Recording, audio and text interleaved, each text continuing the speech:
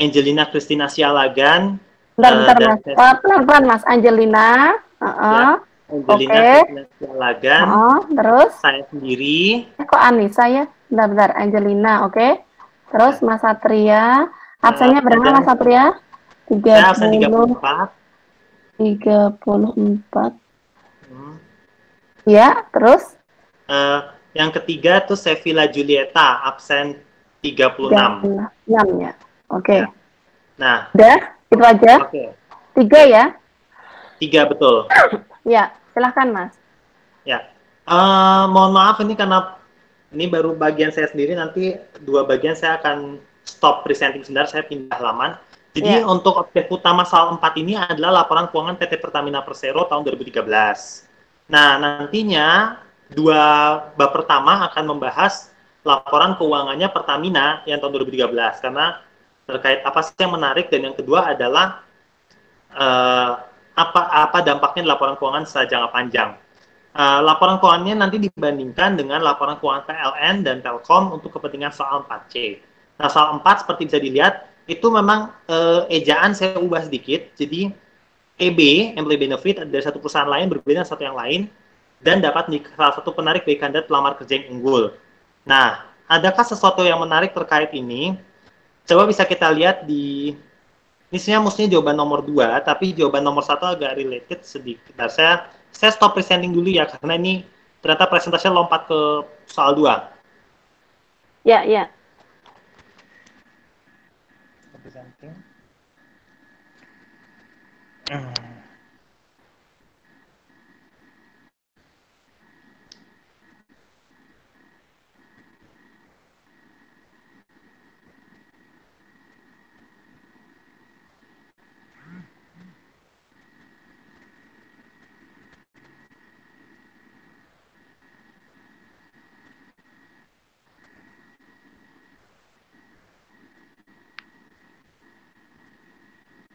Ya. Saya akan kembali.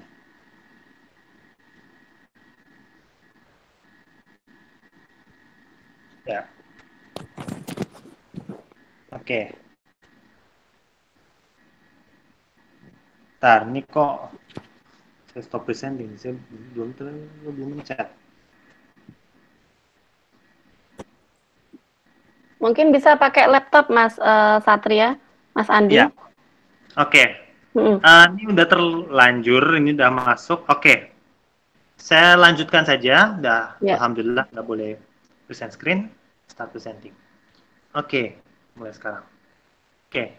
Di layar bisa terlihat untuk jawaban 4, soal 4 ya. Masih terlalu kecil deh. Sudah deh. Itu kecilan tulisannya. Ya. Ya. Ya, menurut kelompok kami sebenarnya Pertamina ini menyajikan laporan keuangan terkait program iuran pastinya kurang jelas. Program iuran pasti hanya dijabarkan berupa tabungan pekerja tanpa elaborasi lebih lanjut. Jadi begini saya jelaskan. Kalau di perusahaan lain ataupun laporan keuangan lain, biasanya dijelaskan misalnya terkait PPIP, program pensiun iuran pasti, itu biasanya akan dijelaskan berapa persentase yang harus dibayar oleh pemberi kerja, berapa yang harus dibayar oleh pekerja. Di Pertamina hanya dijelaskan bahwa iya kami mengadakan tabungan pekerja, tetapi berapa persen yang harus dibayar si pengusaha, berapa persen yang harus dibayar pemberi kerja, pemberi kerja ya pengusaha ya. Pekerja itu tidak jelas berapa persennya. Nah, itu kan agak-agak tidak etis. Yang kedua, yang menarik adalah banyak sekali jenis imbalan kerja yang dapat dinikmati semua karyawan. Saya bacakan dari laporan keuangan di depan saya bacakan ya jenis manfaat yang disediakan Pertamina. Yang pertama adalah program pensiun manfaat pasti berlaku bagi pekerja yang direkrut sebelum tahun 2005 dan dikelola oleh dana pensiun Pertamina. Yang kedua, terlepas dari direkrutnya tahun berapa, ada tunjangan kesehatan pasca kerja, nanti di selanjutnya saya sebenarnya TKPK, berlaku untuk pensiunan dan pasangan sejak pensiunan masuki pensiun sampai meninggal dunia. Yang ketiga, penghargaan atas pengabdian saat pensiun atau dalam hal mengalami cacat, meninggal, atau mengundurkan diri secara sukarela. Terus ada program imbalan lainnya seperti masa persiapan pensiun, masa persiapan purnakarya, MPPK, biaya pemulangan, tunjangan cuti, program asuransi mandiri, dan ulang tahun dinas juga. Nah, ini yang poin ketiga, program tabungan pekerja. Saya bacakan, perusahaan dan entitas anak tertentu keseluruhan yang disebut peserta menyelenggarakan program tabungan pekerja berupa program iuran pasti, di mana seluruh iuran dikelola oleh Pertamina dan Aventura, entitas anak dan yang akan diterima oleh pekerja pada saat masa kerjanya berakhir. Jadi itu 3 program yang disediakan, tetapi kalau kita lihat tadi yang TPKP dan PAP ini akan cukup memakan waktu dan juga jenis ini. Dan juga program pensiun manfaat pastinya itu batasannya lebih longgar ya, bukan agak misleading ya.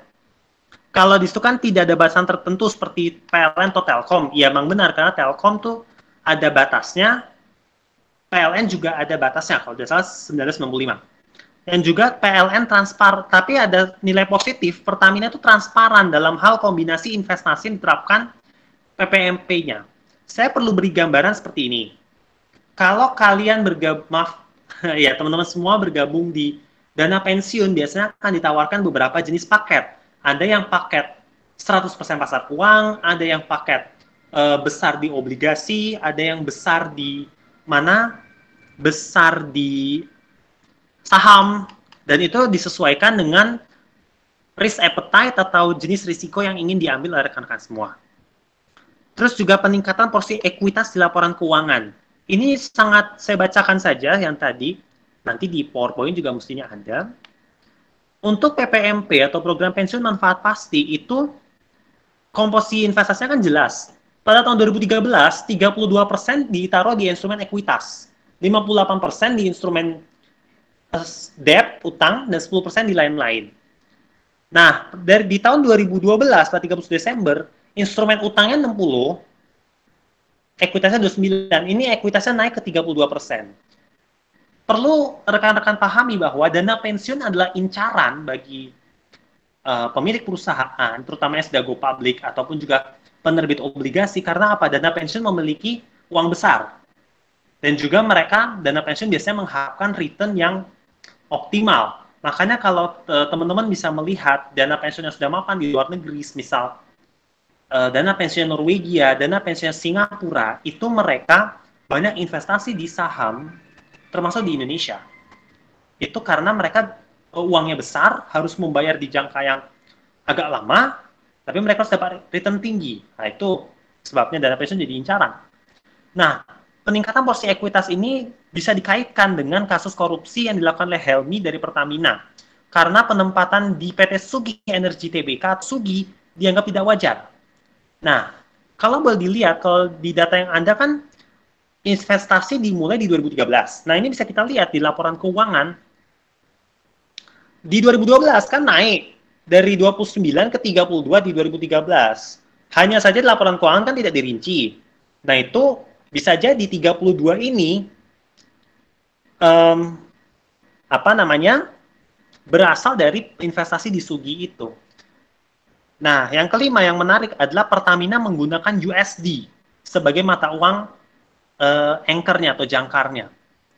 Menteri Keuangan memang memberikan keleluasaan bagi beberapa perusahaan tertentu untuk menggunakan USD sebagai mata uang utama. Nah, itu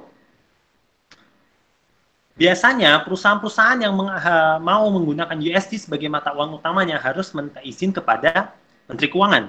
Pertamina adalah salah satu perusahaan yang menggunakan USD sebagai mata uang utamanya. Nah, kerugian PPMP, saya perlu bacakan juga nih, mumpung masih di halaman yang sama. Tidak ditampilkan, tapi boleh saya bacakan saja. Kerugian yang timbul di PPMP itu justru karena selisih kurs mencapai hampir mencapai 100 miliar, maaf, 100, ini kan ribu ya, mencapai 100 juta dolar, karena kan ribuan dolar, 100 juta dolar selisih kurs. perlu diketahui pada tahun 2013 memang kurs rupiah tidak dalam keadaan yang baik karena kita sedang jatuh komoditas, kita juga sedang IHSG sebenarnya juga tidak terlalu bagus kalau nanti saya lupa menaruh datanya, tapi dolar kita sedang tidak bagus saat itu seingat saya. Nah, jadi karena pensiun dan segala macam di Pertamina kan dibayar dengan rupiah, sementara penyajian laporan keuangan kan harus dilakukan dalam dolar. Otomatis Pertamina harus menanggung rugi kurs. Itu untuk poin A, ya, rekan-rekan semua. Kemudian untuk poin B. Untuk poin B, saya siapkan presentasinya, tapi agak belum ini ya, karena lumayan ini juga. Challenging, sounds good, but it's work. Ya. Ya, bisa dilihat jawaban soal 2. Nah, kita akan fokus pada 4 hal besar ya. Yang pertama, imbalan-imbalan. Yang kedua, kerugian-kerugian. Ketiga, TKPK dan PAP. Yang keempat adalah PMP. Pertama, kita lihat imbalan. Pada tahun 2013, 62% imbalan yang harus disediakan Pertamina berasal dari program 62% berasal dari program, hari ini grafiknya kok tak betul ini, dari TKPK, TKPK warna oranye. Ya, kalau kita hitung secara ini, TKPK dan PAP secara gabungan tuh bisa mencapai lebih dari 80%, kalau boleh dihitung ya, nih ya. Ini saya bicara imbalan. Imbalan. Ya, imbalan TKPK secara dolarnya saja sudah mencapai 1 miliar dolar. 1.767 miliar dolar ini grafiknya ternyata tidak ini, karena saya bikin PPT pakai PPT lama jadi agak ini warnanya. 62% dari TKPK, 26% berasal dari PAP. Nah, artinya, program yang disediakan Pertamina ini, yang TKPK, ini kan batasannya terlalu longgar. Ya kan, tadi batasannya dikatakan yang pensiun dirinya sendiri dapat, keluarganya juga dapat. Wah, ini kalau kita biarkan, dan TKPK adalah komponen paling besar, dia akan terus ngebebanin keuangan Pertamina. Pada tahun 2012 saja, itu sudah mencapai 2 miliar dolar tunjangan kesehatan pasca kerja. 2013 memang turun secara dolar 1.767, tetapi kan tetap saja menjadi komponen terbesar, ya kan? Dan ini TKPK ini juga berlaku tanpa batasan. Telkom itu membatasi bahannya bagi karyawan yang diterima sebelum 1965. Jadi sampai kapanpun kalau skema ini tidak diamandemen, TKPK ya Pertamina harus bayar TKPK sebagai komponen paling besar. Dan juga nanti PAP. PAP juga meskipun secara dolar turun ya 906 juta dolar ke 736 juta dolar, itu tetap saja kalau kita rupiahkan sebenarnya naik juga, ada penurunan, tapi tetap saja kedua komponen tadi paling besar. Nah, ini ada komponen lancar tidak lancar ya. Jadi bagian lancar tidak lancar itu kita menggunakan bagian 17, catatan 17 di laporan keuangan. Memang kalau saya bikin PPT tidak ini ya, tidak banyak-banyak, tidak semua saya nyatakan. Saya lebih mengandalkan catatan sebenarnya. Ntar saya bacakan catatan 17 dari beban yang mesti dibayar ya. Jadi, liabilitas pensiun itu kan ada yang bersifat jangka pendek. Nah, itu 157 juta dolar menjadi bagian jangka pendek di 2013, sementara sisanya menjadi bagian jangka panjang. Nah, apabila kita bicara imbalannya, tadi kan kita bicara liabilitasnya atau obligation-nya, tapi kalau kita bicara biaya imbalannya, tetap saja TKPK dan PAP menjadi komponen terbesar. Komponen terbesar dari pensiunnya Pertamina. Itu jadi dampaknya adalah Pertamina selama masih tidak memberlakukan batasan yang tegas, itu dia akan terus menanggung TKPK dan menanggung PAP. Kemudian di kerugian-kerugian di PPMP sudah dijelaskan di awal bahwa ini kan kerugiannya banyak dari selisih kurs ya, kan bisa terlihat itu sampai 100 juta dolar lebih. Sebenarnya ada sedikit penurunan di imbalan yang dibayar. Nah, berarti kan ada masalah nih kayaknya, entah pensiun yang menurun atau seperti apa. Nah, ini untuk TKPK dan PAP sudah dijelaskan bahwa walaupun terus menurun tetap menjadi kontributor terbesar program, menghasilkan biaya-biaya yang tinggi sampai sudah level miliaran dolar, dan juga perlu dipertimbangkan pembatasan agar tidak menjadi beban berulang. Sementara untuk PMP, yang perlu diperhatikan adalah rebalancing portofolio, karena memang ya dana pensiun memang jadi incaran investor saham untuk menjadi incaran bagi pemilik perusahaan ataupun jadi pemilik instrumen untuk agar dana pensiun bisa menempatkan dananya, karena dana pensiun membawa dana yang besar dan berdampak besar masif kepada investasi.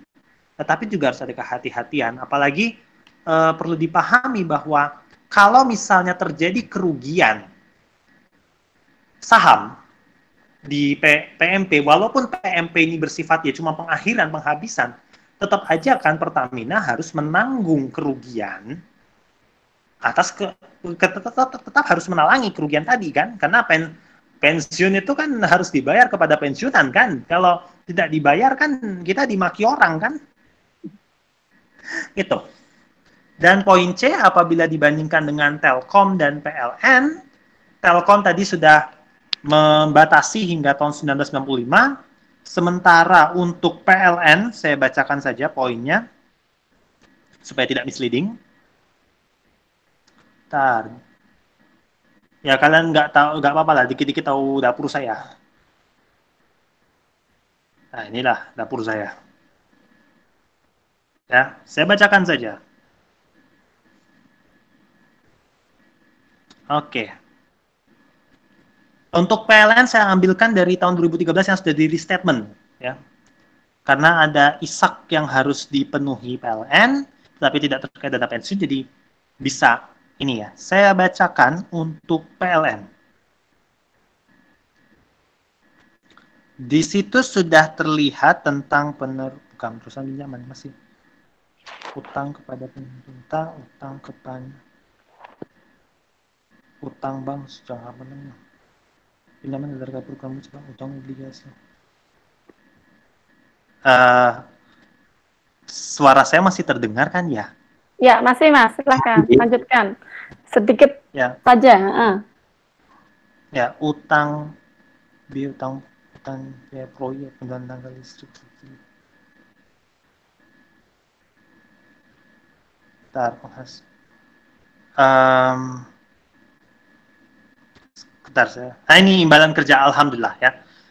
Boleh dilihat di yang saya ini ya, pendanaan DPPLN terutama berasal dari iuran karyawan sebesar 6% dan memberi kerja 12,38%. Itu tadi saya membahas yang itu saya bacakan untuk membahas yang tadi. Pertama kan tidak setransparan tadi ya. Nah, untuk imbalan pemeliharaan kesehatan ini kan ada sedikit batasan ya. Selain program pensiun dikelola DPPLN dan imbalan pasar kerja lain, perusahaan dan entitas anak menyediakan imbalan program kesehatan tanpa pendanaan. Artinya PLN misalnya itu tidak mendanai lagi program kesehatan, dan ada persyaratan yang ketat, hanya saja dalam laporan ini tidak dipaparkan. Sementara kalau kita bicara Telkom, untuk Telkom, saya nggak apa-apa kalian tahu dapur saya sedikit ya. Untuk Telkom, oke.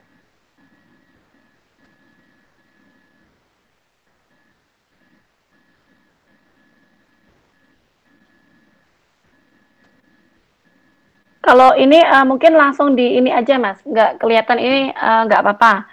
Nggak kelihatan presentasinya, sharing presentationnya nggak kelihatan, nggak apa-apa, cuman apa yang bisa disimpulkan kalau misal dari Telkom itu sendiri? Oke. Kalau Telkom melakukan batasan untuk HB kan, kalau poin C kan kita bicara HB, Health benefits. Ya. Nah, health benefits untuk PT Telkom itu ini bagian perpajakan itu ada pembatasan. Jadi tidak lebih ini lagi daripada Telkom ya. Nih ya, untuk apa? Telkom. Ini Mas Telkom agak kelewatan kayaknya saya. Ya, intinya bahwa dari segi health benefit tadi lebih besar Pertamina ketimbang dua perusahaan BUMN lain. Benar seperti itu, Mas? Lebih besar dan juga aturannya lebih lax, lebih longgar. Ya, ketika Pertamina itu program health benefitnya bisa dikasih kedua, jadi suami sama istri, anaknya juga. Kemudian kalau PLN itu hanya pegawainya saja. PLN itu apa namanya, bisa juga bersama keluarganya, tetapi ada batasan tertentu dan tidak didanai. Maksudnya? Iya, jadi kalau di Pertamina itu kan tunjangan kesehatan pasca kerjanya kan masih ada, harus dibayarkan sama Pertamina, makanya di sini ada status unfunded-nya. Nah itu, dan juga kalau di bagian liabilitas, di bagian kewajibannya juga Pertamina masih bayar. Kalau PLN dan tidak didanai gitu loh. Saya juga tidak tahu maksud kalimat tidak didanai itu gimana gitu loh.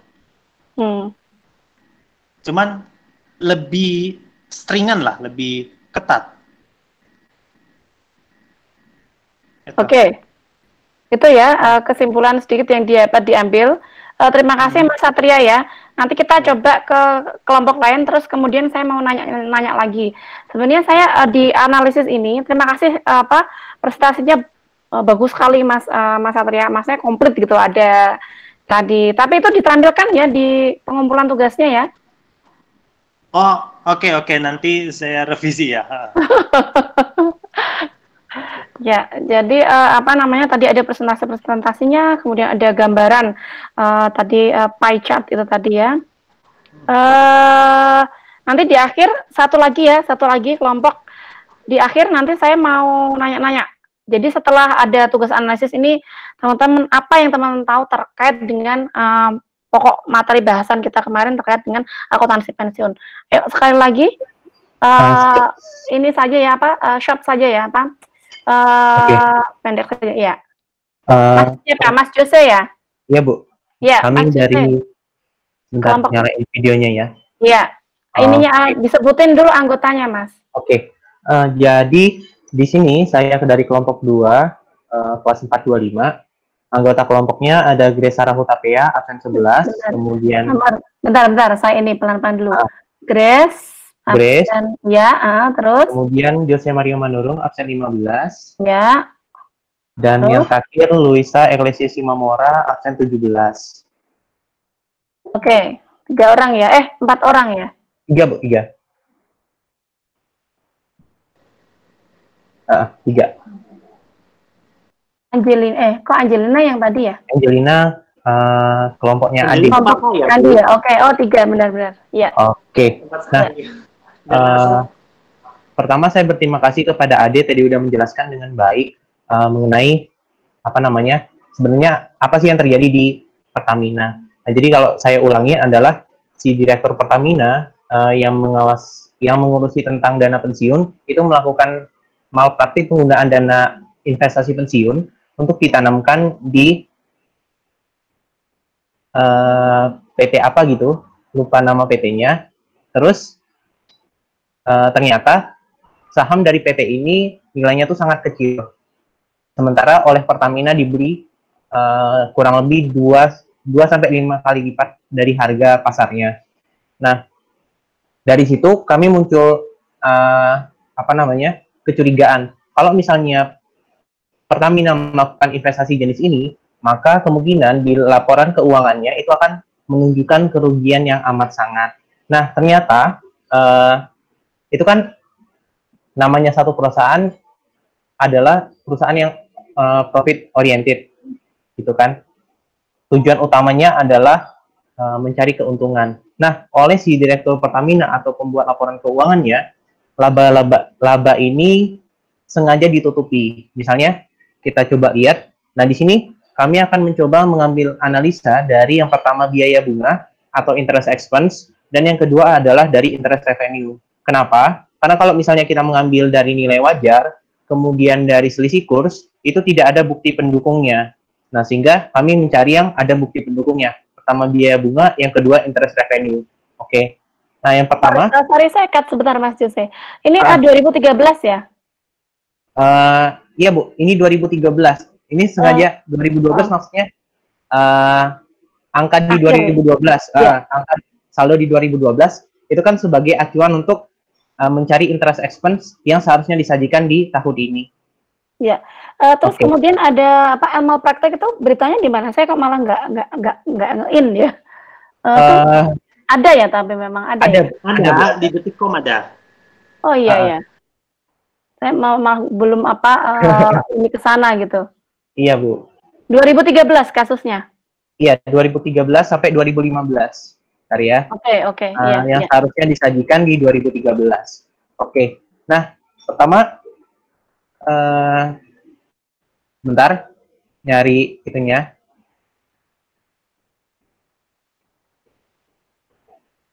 Biaya bunga.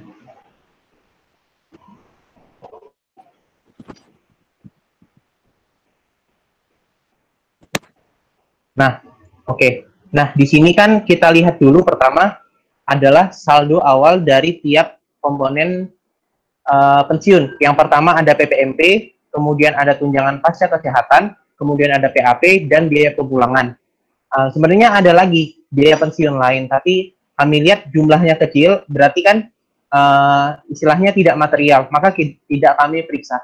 Oke, pertama PPMP nilainya 64.472 sama kan. Terus 2.184.679, 906.463, 28.602 ini, atau totalnya 3.184.296. Kenapa ini dipisahkan?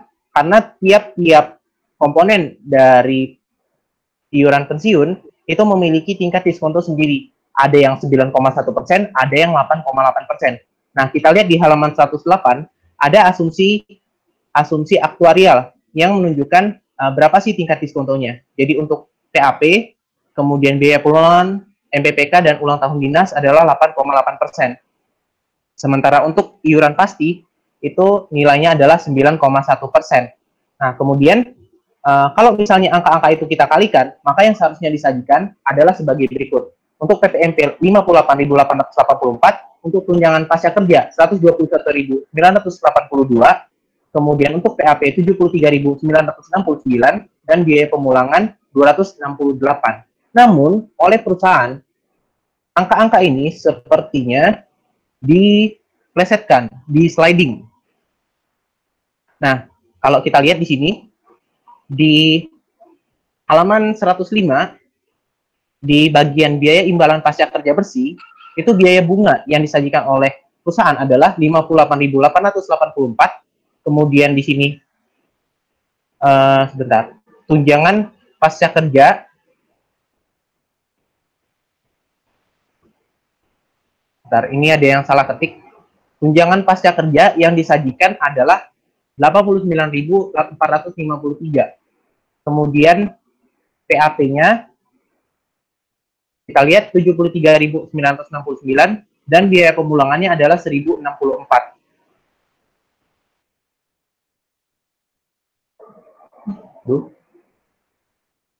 Nah, dari sini kita bisa melihat adanya lebih saji maupun kurang saji. Misalnya untuk PPMP, program PPMP itu perusahaan seharusnya menyajikan 5.867, namun menyajikan 58.884. Berarti terjadi kondisi lebih saji 53.017. Kemudian untuk bagian tunjangan pasca kerja kesehatan itu terjadi kurang saji, yang seharusnya disajikan 192.252, tapi disajikan 89.453. Lebih saji 102.579. Begitu juga dengan PAP dan biaya pemulangan. Nah, kalau misalnya kita sajikan, kalau misalnya kita netkan, maka biaya bunga yang kurang saji adalah 54.751 dalam ribuan dolar. Berarti misalnya kalau kita mau hitung berapa sih lebih sajinya perusahaan kalau dirupiahkan, berarti kurang lebih ada 821 miliar 263.680.000 beban yang kurang saji. Berarti net income itu kalau dirupiahkan bakal terlalu tinggi penyajiannya atau overstated 821 juta. Kemudian kita masuk ke yang kedua mengenai interest revenue. Nah, dari sisi interest revenue sama langkahnya seperti tadi, kita cari saldo acuannya di sini 835.018. Tidak saya tampilkan karena kalau misalnya mau mencari bakal waktunya lama. Nah, di halaman 18 ini tingkat pengembalian aset program diestimasikan 9,9%. Maka 9,9% dikalikan dengan 835.018, maka yang hasilnya adalah 82.667. Ini yang seharusnya disajikan. Tapi oleh perusahaan disajikan 66.951. Bentar, Bu. Ya, intinya ada inilah ya, ada overstated atau Iya, Bu. Nah, selain itu, demi menyembunyikan kedoknya perusahaan, itu ada semacam misleading dari informasi keuangan. Nah, kalau kita lihat di sini, misalnya di bagian mutasi nilai wajar aset program, itu ada dua misleading. Yang pertama, di sini kan dia tulis, kalau misalnya disajikan dalam kurung berarti ada keuntungan aktuarial. Nah, sementara di sini kalau kita hitung secara manual, ini nih keuntungan bersifat mengurangi nilai wajar aset program. Itu kan berbeda seperti yang kita pelajari di awal. Kalau misalnya ada keuntungan aktuarial, itu seharusnya menambah nilai wajar aset program atau mengurangi nilai liabilitas pensiun. Kemudian yang kedua, di sini juga keuntungan selisih kurs, padahal sebenarnya dia ini rugi, tapi dia sajikan sebagai keuntungan. Nah, maka kalau dapat saya simpulkan, sebenarnya perusahaan Pertamina ini sengaja menutupi kerugian dari investasi yang dilakukannya dengan cara yang pertama misleading, yang kedua salah saji, kurang atau lebih saji. Nah, kira-kira seperti itu, Bu. Nah, terima kasih Mas Jose. Menarik sekali ya. Kamu cocoknya di BPK kali ya, Mas? Amin. Tapi kalau nanti ternyata Mas Jose ini di Pemda gimana, Mas? Ya nggak apa-apa, Bu. Ya nggak apa-apa ya. Pemda DKI dia, Bu. Pemda DKI. Ya, luar biasa ya. Ini sudah bisa menemukan kayak audit ya, udah kayak overstated. Audit eksternal ini ya. Oke, terima kasih. Terus kemudian saya tanya ke teman-teman, dari yang tadi ya, analisis 1, 2, 3, banyak banget tadi ya, yang disampaikan oleh, saya sebenarnya pengen ya lihat semuanya, saya yakin Pak 25 ini menarik ya, bisa menemukan sesuatu yang lain ya, cuman waktu kita nggak selesai ya, kalau misal menarik ya ternyata menganalisis ya, karena ini biar nggak ngantuk gitu ya. Kira-kira dari berbagai analisis tadi, apa sih yang dapat kamu simpulkan, teman-teman simpulkan, jika dilihat dari akuntansi pensiun yang kemarin, kan tadi ada yang namanya, sebenarnya tujuan saya itu sederhana loh. Satu, biar teman-teman ini tahu gambaran, oh dana pensiun itu seperti ini. Jadi nggak hanya teori saja gitu loh. Kalau teori saja kan nanti nggak ngerti tuh cost service itu apa sih, pas service cost itu apa. Nah, dari sana, apa yang teman-teman tahu dengan bahasa sederhananya teman-teman ini, tadi kan ada aktuarial, ada amandemen tadi ya, kalau nggak salah Mas Andi, kalau nggak ya Mas Satria Andi tadi bilang ada amandemen. Kira-kira tuh cost service tuh apa? Kalau dilihat tadi panjang kali lebar, cost service itu apa? Teman-teman bisa mendefinisikan secara sederhana enggak cost service itu apa? Ayo. Halo? Dengar suara saya? Tes. Benar, Bu. Benar, Bu. Ya, Mbak Salsabila mau nyoba? Gimana, Bu? Nah, tadi kan udah penjelasannya sudah runtut sekali ya. Tapi kita kembali lagi ke teori. Kita kembali ke pelajaran yang kemarin. Ketika mendengar semua analisis itu, kira-kira apa yang teman-teman tangkap terkait dengan cost service itu apa? Terus pas service cost itu apa? Pas service cost ya. Pas service cost itu apa? Terus pas service cost itu kira-kira dilakukan saat kapan? Saat amandemen kan? Amandemen tadi amandemen atau kebijakan perubahan dari skema program dana pensiun itu kira-kira dia berubah tuh ketika apa? Itu dulu deh. Berubah ketika apa?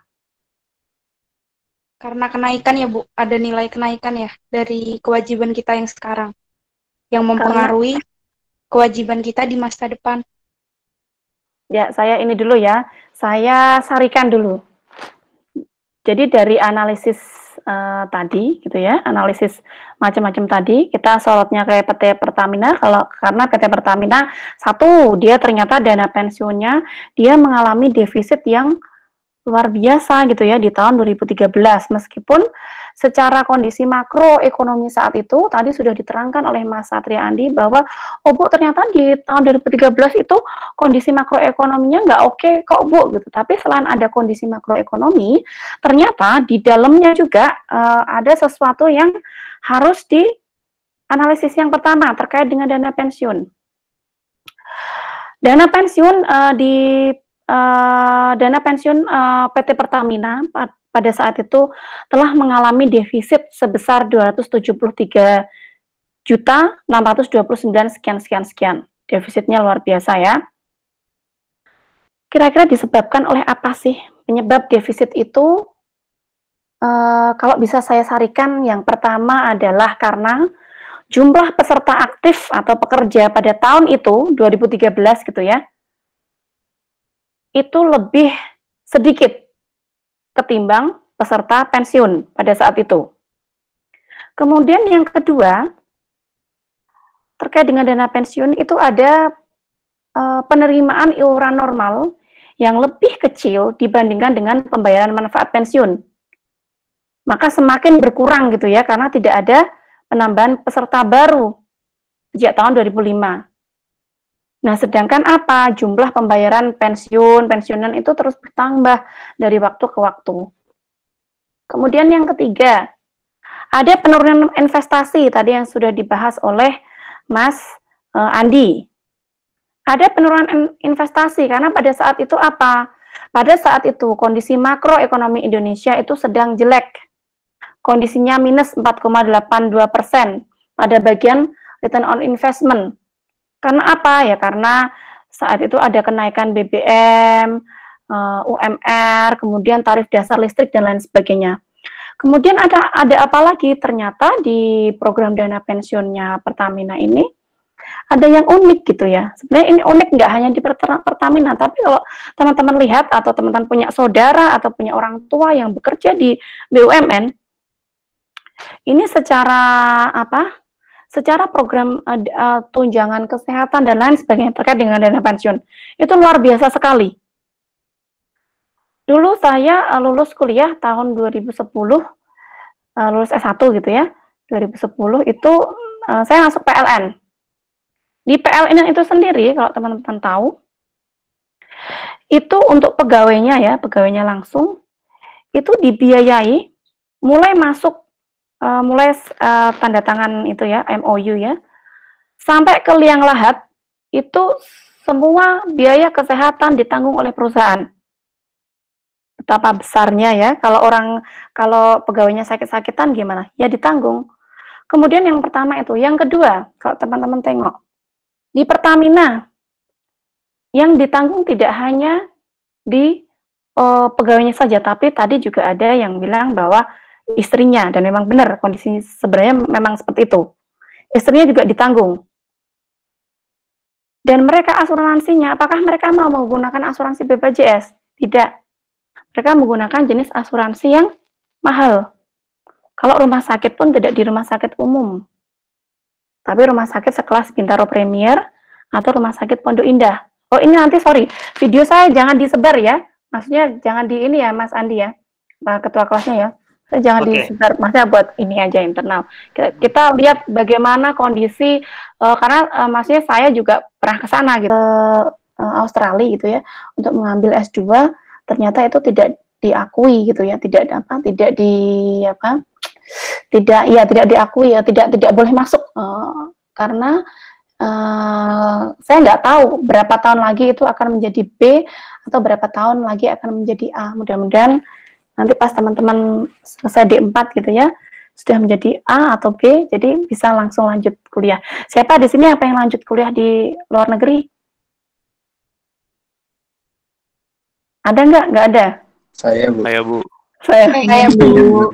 Semuanya ya, semuanya saya doakan ya, mudah-mudahan suatu saat nanti teman-teman bisa. Oke Mbak, sekarang sampai tunjuk tangan gitu ya. Oke Mbak, mudah-mudahan dijabah sama Allah. Mudah-mudahan nanti teman-teman bisa mencicipi kehidupan di Eropa ya, karena saya sebelum di sini, ini saya cerita sedikit ya, 1 menit mungkin. Sebelum saya di STAN ini, saya pernah mengajar di Den Haag. Den Haag itu salah satu kota besar di Belanda. Nah, di Den Haag itu dia pola pengajarannya itu berbeda dengan di sini. Kalau di sana untuk mencapai suatu logika gitu ya, mencapai kayak misalnya ini taruhlah ini akuntansi gitu ya. Akuntansi untuk teman-teman paham akuntansi itu kita tahu dulu cara menganalisis ini gimana sih, logiknya ini gimana sih, kenapa ini bisa di debit, kenapa ini bisa dikredit gitu ya. Nah kemudian pendidikan di Eropa juga khususnya di Belanda ya, karena terus saya tinggal di Belanda itu dia sama kayak kita, ada yang namanya sekolah itu university universitas applied, namanya applied university, sama yang kedua itu kalau di Indonesia namanya ini ya, vokasi ya, sekolah vokasi sama kayak D4 STAN gitu, D4 STAN sama S1-nya UI. Di sana juga ada seperti itu. Nah, kemudian teman-teman kalau nanti pengen ke sana gitu ya, orang-orang di Eropa, jadi kalau nanti teman-teman mau beasiswa ke Eropa gitu ya, itu orang-orang sana lebih suka dengan ketelitian, satu keteliti. Yang kedua, orang-orang sana suka logik. Yang penting logikanya seperti apa nih, gitu kan. Terus on time. Nah, makanya dulu tuh saya waktu awal-awal di sini saya agak jet lag gitu ya. Wah, lihat mahasiswa on time, lihat mahasiswa terlambat, saya marahnya minta ampun gitu ya. Karena saya tuh pernah mau beli sepeda, suatu saat mau beli sepeda di Belanda gitu ya. Nah, itu saya tuh terlambat itu. Janjian tuh sekitar nggak ada 5 menit bro, itu pintunya ditutup, nggak boleh lagi. Dan itu membekas sekali sampai sekarang ya. Berarti kita kebiasaan on time di orang-orang Eropa, di negara-negara maju itu mungkin salah satunya adalah kunci keberhasilan dari mereka sendiri.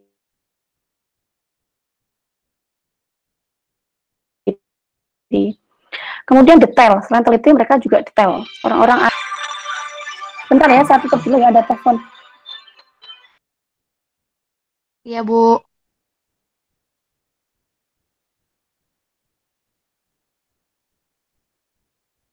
Cuman di sana, sama satu lagi orang-orang sana tough ya. Jadi kalau kita tuh, saya budaya manja banget ya kalau di Indonesia. Kalau di sana benar-benar tough ya, kita harus tough, harus mandiri, menyelesaikan masalah dengan kemampuan. Ya, nggak sering minta jarang orang yang bantu-bantu ke orang minta tolong ke orang lain tuh jarang. Itu. Nah, setelah itu kita akan masuk ke sekarang kita mau masuk ke, bentar ya, saya tutup dulu.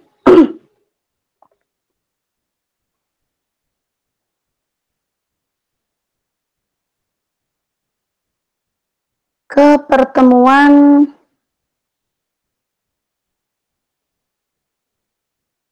(12).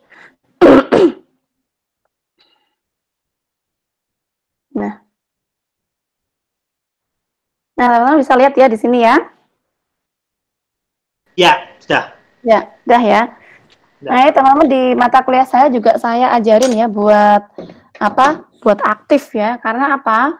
Kalau teman-teman nanti sekolah di sana akan kelihatan bahwa orang-orang dari negara Asia, Asia tuh nggak semua Asia ya, tapi Asia yang Singapura, Korsel, terus murid saya ada dari Singapura, Korsel, itu jadi aneh ya, maksudnya tuh India, tapi India aktif luar biasa. Itu orang-orang dari Indonesia gitu ya, itu cenderung lebih diam, lebih tidak suka mengutarakan pendapat gitu. Tapi orang-orang yang ketemu suatu saat, nanti saya doakan mudah-mudahan ketemu. Suatu saat saya pernah ketemu ya rekan kerja yang dia itu dari orang Israel, tinggi, pinter gitu, cerdas ya. Dia mengutarakan kalau orang sini, kalau di sini ya kayak Mas Andi gitulah. Jadi gini Bu, tek-tek gitu. Saat itu dia menjadi ketua apa namanya hubungan perdamaian negara mana dengan negara mana gitu kalau nggak salah. Itu dia luar biasa, dia memberikan presentasi itu yang berani gitu ya. Tapi kan saya yakin di 425 ini suatu saat nanti banyak lah, nggak 1-2. Saya lihat ada bibit-bibit ya, meskipun saya nggak lihat langsung, cuman kan saya pernah lihat, dengar teman-teman ngomong. Insya Allah saya doakan mudah-mudahan suatu saat nanti bisa S2, S3 ke luar negeri gitu ya. Oke, ini sekarang kita ke pertemuan 12.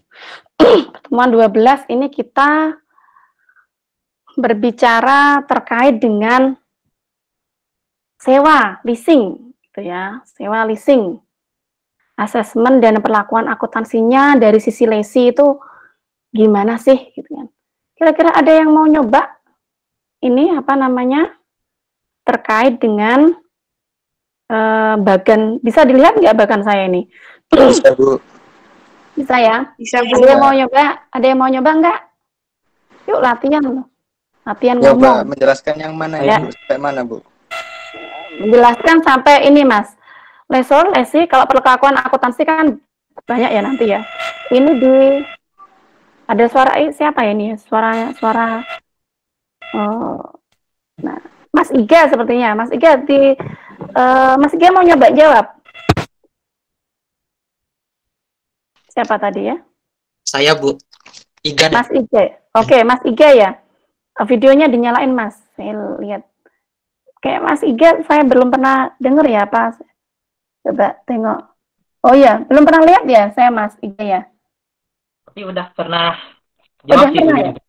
Oh udah ya. Tadi mungkin dulu awal-awal ya. Belum pernah apa? Mungkin videonya dulu saya nggak lihat ya. Biar lupa. Nah, Mas Iga. Tadi kayaknya nanti Mas Agits ya. Tadi Mas Agits mau nyoba ya. Nanti Mas Iga dulu, habis Mas Iga. Agits ya. Tadi saya lihat di sini. Iya, kalau sama-sama saya enggak usah Bu. Ya nanti habis Mas Iga, nanti Mas Agits. Oke. Ya. Nah, ya silahkan Mas Iga dari dua bagian ini. Kalau perlakuan akuntansinya boleh dijelasin sedikit sih ya kalau ini. Tapi kan nanti kita belajar perlakuan akuntansinya nanti ke bawah-bawah. Bisa ini ya. Silahkan Mas. Nah, di pertemuan ke-12 ini kan kita bakal membahas akuntansi sewa. Nah, ya. di bawah itu kan ada lesor sama lese. Dua komponen ini nanti yang membuat suatu perjanjian kontraktual akhirnya menjadi sewa. Nah, lese ini pihak yang menggunakan properti yang dimiliki pihak lain. Sedangkan lesor ini pemilik barang atau properti yang disewakan. Nanti di hubungan ini menunjukkan nanti lese ini memperoleh hak kendali untuk menggunakan aset atau equipment yang dimiliki oleh lesor selama waktu tertentu. Pada umumnya itu lesor itu nanti ada 3, yaitu bank, captive leasing company, sama pihak independen. Lagi ya,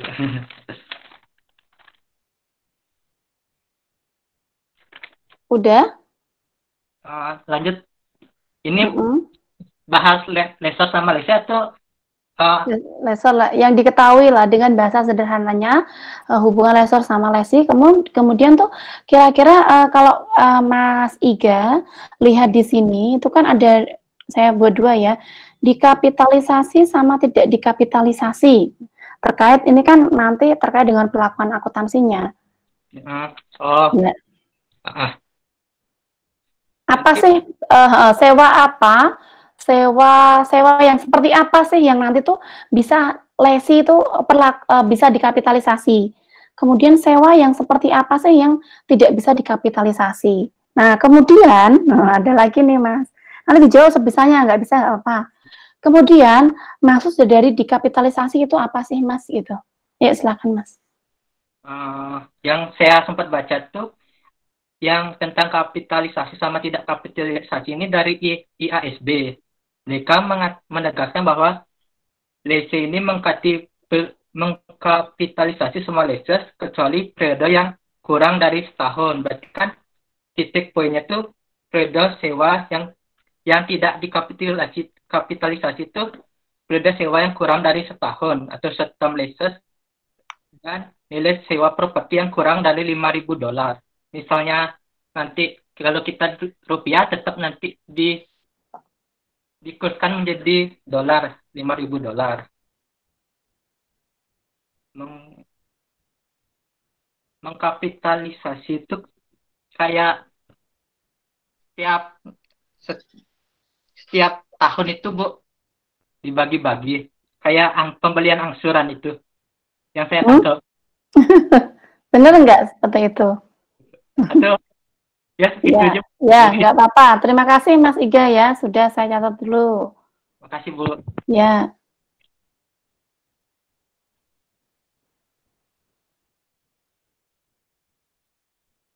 Oke, sudah saya catat. Selanjutnya Mas Agits. Iya Bu, tes.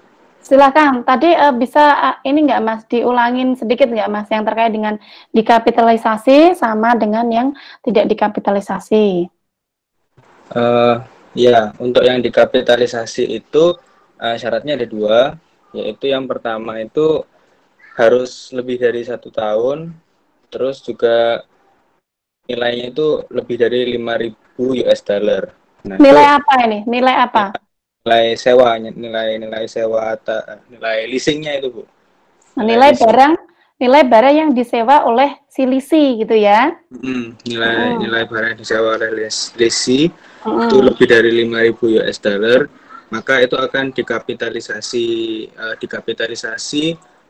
kayak persewaannya itu nanti itu ada right of use gitu Bu yang akan didepresiasi tiap tahun.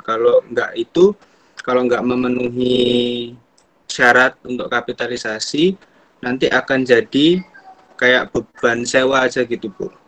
Jadi kalau gitu definisi sederhananya, jadi dikapitalisasi itu diapain Mas? Dikapitalisasi itu gimana ya?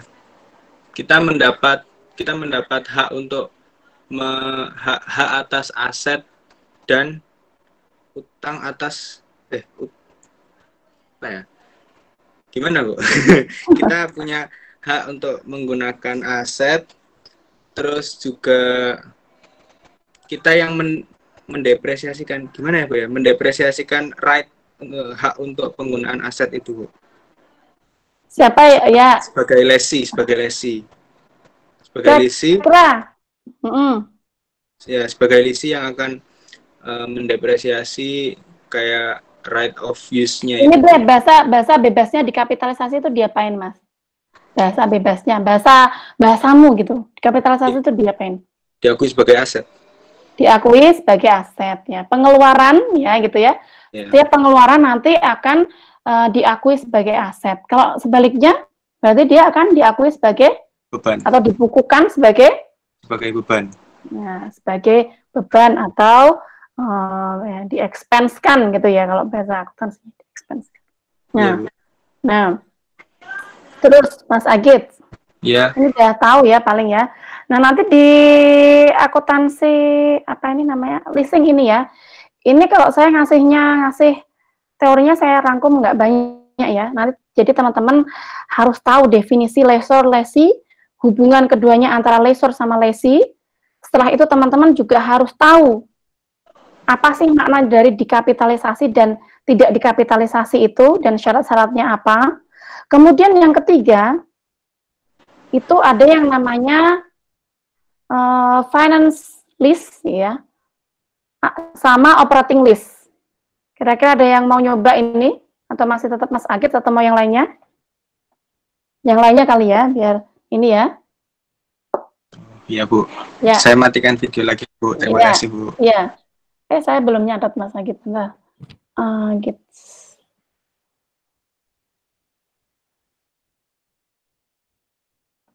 Yuk, silahkan. Nanti terus kita masuk ke soal. Ada yang mau nyoba ini, apa namanya, kapan sih kita perlakuan akuntansinya itu financing, finance list, kapan sih operating list, terus kemudian efeknya kemana? Kalau finance list, kira-kira kalau, ini sudah, syarat-syaratnya sudah oke nih untuk kita finance list kan, kira-kira nanti perlakuan akuntansinya seperti apa? Ayo, ada yang mau nyoba? Boleh izin jawab nggak, Bu? Ya, Mbak Rifatus. Saya catat dulu, Mbak Rifatus.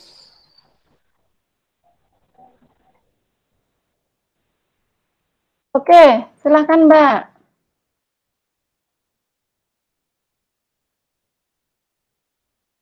Halo? Bentar dulu, Bu. Bentar dulu. Ya. Jadi, untuk yang akuntansi untuk lisi itu ada dihidupin dulu Mbak, saya biar bisa lihat nih, nggak pernah lihat nih Mbak Marifatus. Jadi untuk akuntansi lisi itu ada dua, finance list sama operating list.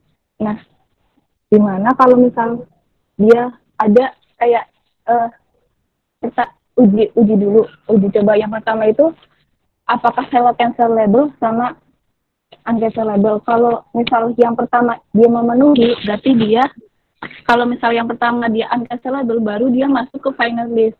Terus yang uji coba yang kedua itu syaratnya yang tadi, yang kapitalisasi, yang periode sewa kurang dari 1 tahun atau nilai sewa yang minimal 5.000. Kalau misal dia memenuhi, baru dia masuk ke finance list. Tapi kalau dia nggak memenuhi, dia masuk ke operating list. Gimana Mbak? Jadi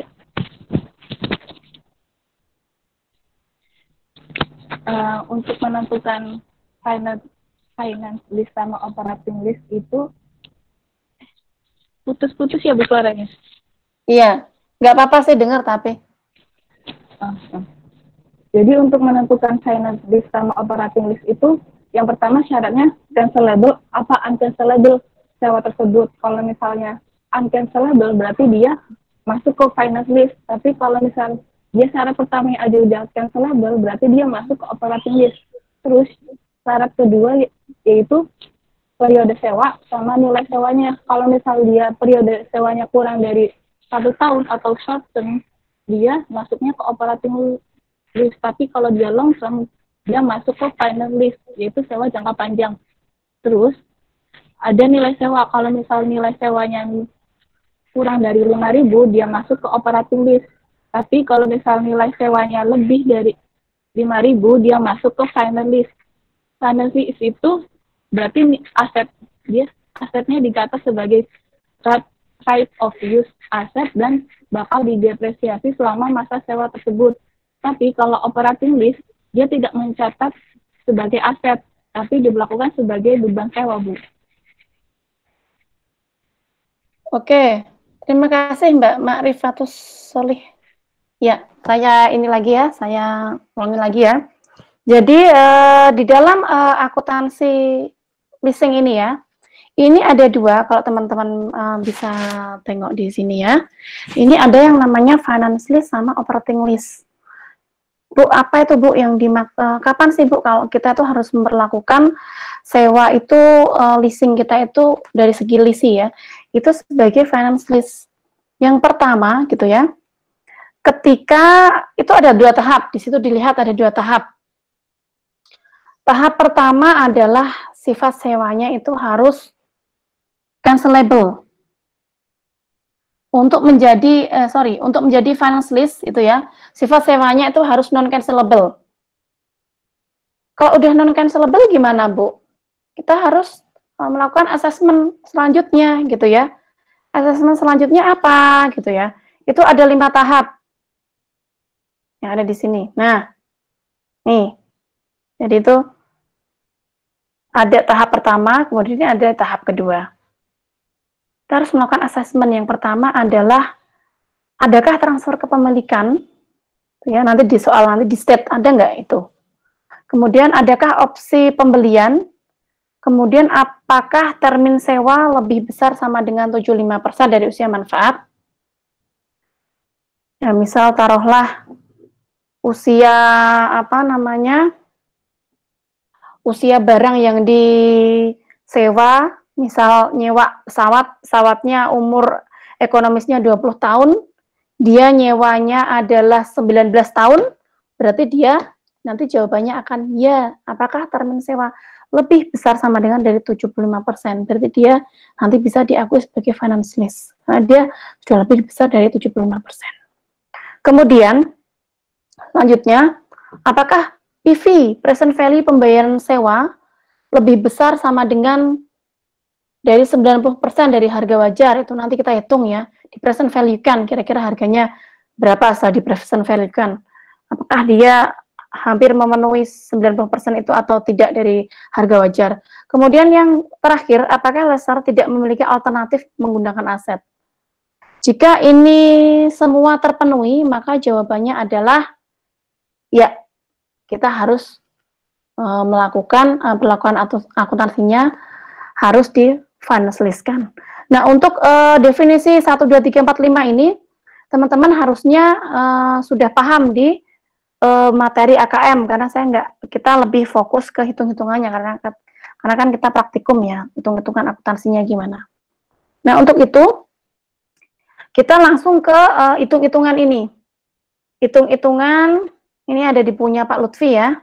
Tapi kira-kira siapa yang mau nyoba menjawab ini? Ini teman-teman sebelum nanti memperlakukan ini finance atau operating list, Bu, gitu kan.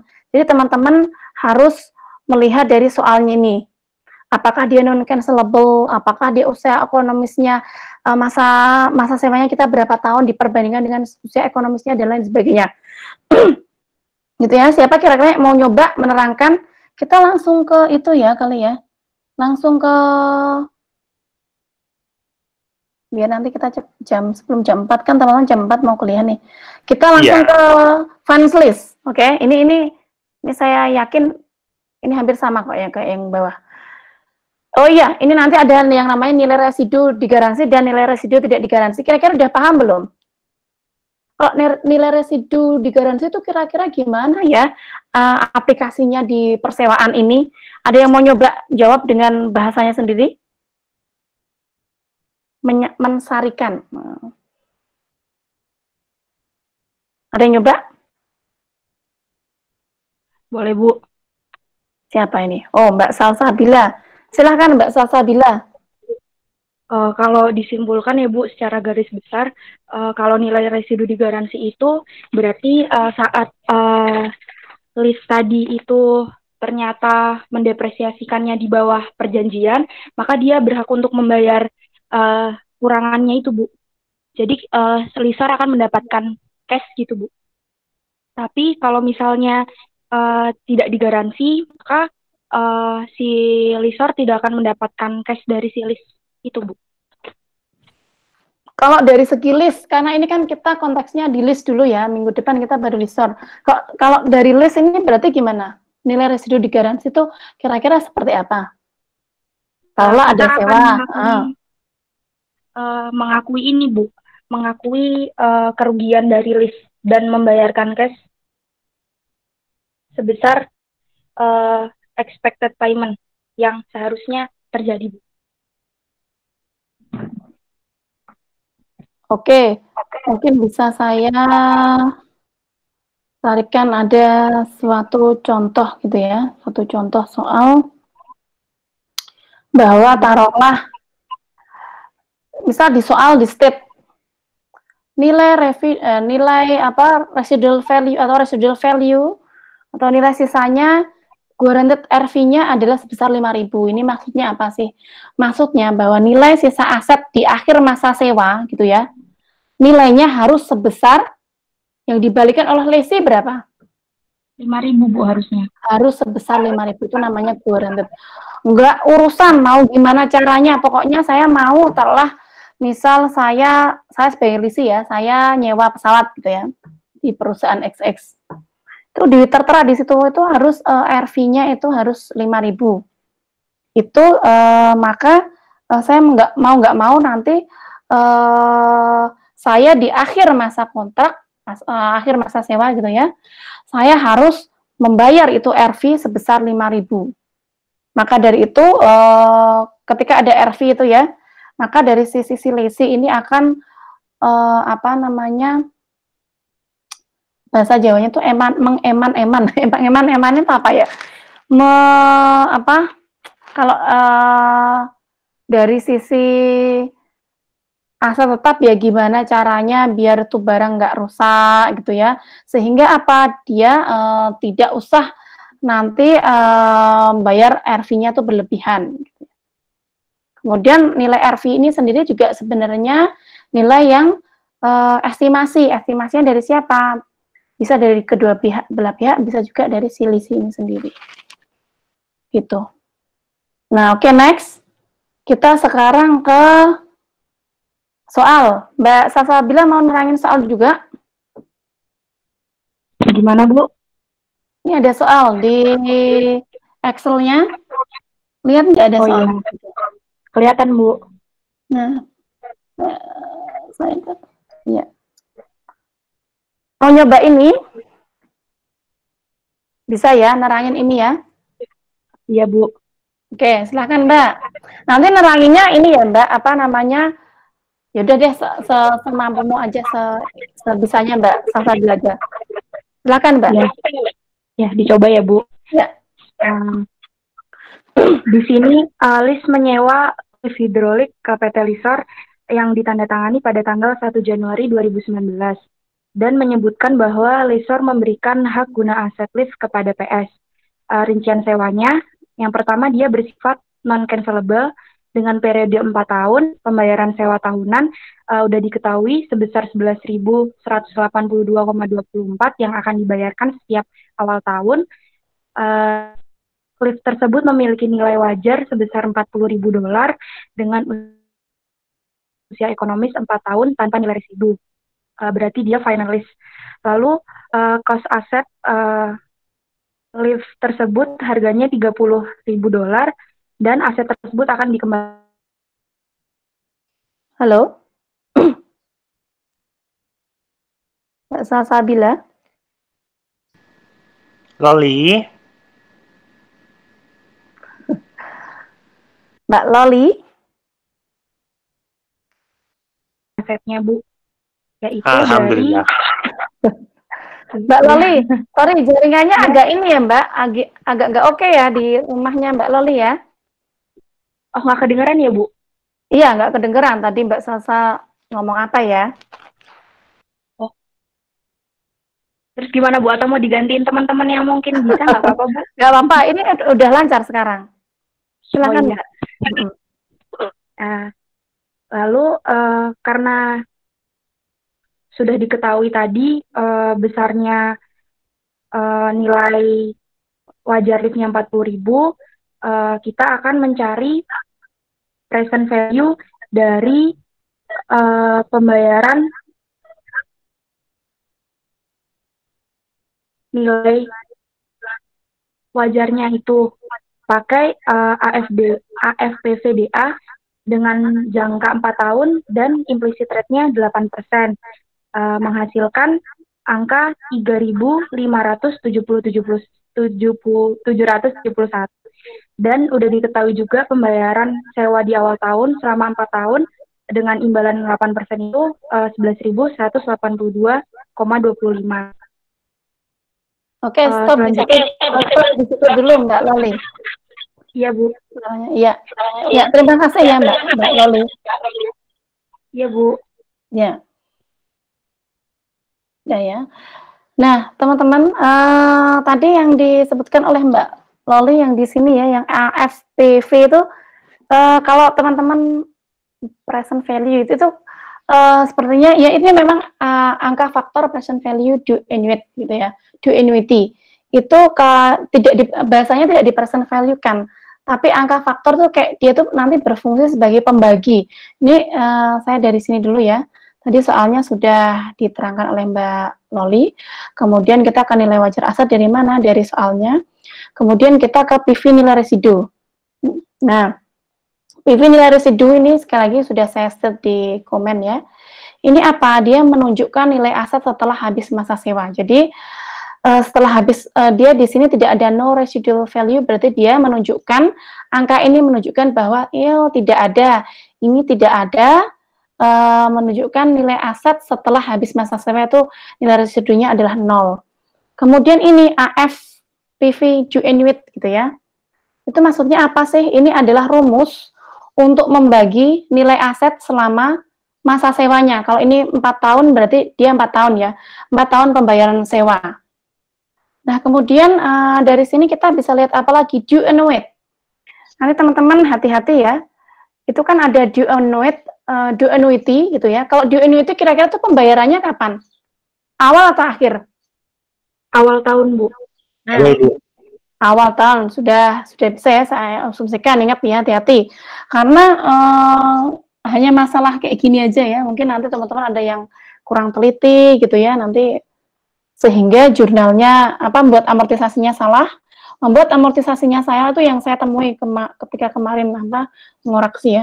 Nanti amortisasinya salah, nanti ke jurnalnya semuanya salah, jadi salah gitu ya. Nah, ini berarti nanti kita due annuity berarti nanti kita awal tahun. Nah, kemudian ini adalah cicilan. Cicilannya adalah 11.000 sekian-sekian. Diambil dari mana? Diambil dari nilai wajar dibagi dengan apa? Dibagi dengan angka faktor nih tadi. Jadi ini AFPV itu adalah angka faktor untuk membagi nilai wajar. Cicilannya per tahun berapa sih? Nih, temu di sini. Nah, kemudian siapa kira-kira yang mau nerangin ini? Ayo. Biar nanti teman-teman kalau udah nerangin kan udah ngerti, oh jadi gini. Kalau aku salah, oh ternyata salahku seperti ini ya. Kalau saya nerangin full kan nanti hanya lalu saja ya. Yuk, kira-kira siapa yang mau nyoba menjelaskan amortisasi dan jurnalnya itu? Yuk, ini kan hampir sama ya sepertinya ya jurnalnya kayak di yang saya boleh. Siapa ini? Mbak Sabrina. Ya, kedengeran nggak sekarang suaranya? Iya, kedengeran Mbak. Saya catat. Ya, silakan Mbak Sabrina. Jadi kan pembayaran tahunannya kan 11.182,25. Nah, di sini pembayaran awal tuh nggak ada interest dulu pertamanya. Jadi liability-nya dikurangi sebesar annual lease payment-nya. Terus liability-nya jadinya 28.817,75. Nah, setelah itu nanti 28.817,75 itu dikali sama 8% ya? Boleh ke atas nggak, Bu? 8%-nya ya, Bu? Oh, ini ya. Ya, dikali dengan 8%-nya. Implicit rate-nya ini ya, 8% ya. Terus jadinya ketemu 2.305,42. Nah, jadi reduction buat liability-nya itu 11.000 itu dikurangi sama 2.000 itu jadinya nanti jadinya tuh 8.000. Nanti itu buat pengurang liability-nya dari 28.000 bla bla bla dikurangi 8.000-an. Jadi nanti jadinya 19.000. Gitu. Oke. Ya. Ya, Mbak, ini kan ada warna kuning ya, Mbak. Ini saya warnai bukan ini loh ya, bukan saya suka mewarnai. Kira-kira ini maksudnya apa, Mbak? Jadi karena pembayarannya di awal, jadi bunganya tuh pertama nggak dibayar terbayarkan dulu gitu, Bu.